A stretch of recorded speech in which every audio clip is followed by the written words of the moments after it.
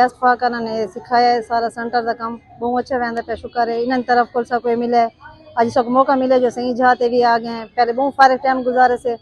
अलहमदुलिल्लाह इन्हों की वजह को सही टाइम तक आ गए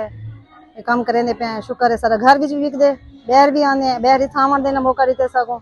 अस कोशिश करें जितों ज्यादा मजीद अगू दे वने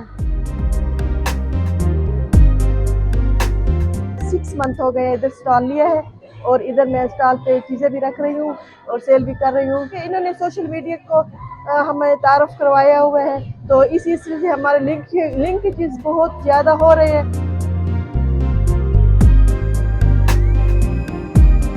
अभी हमें पता चला है कि ये जून में ये ख़त्म हो रहा है ना,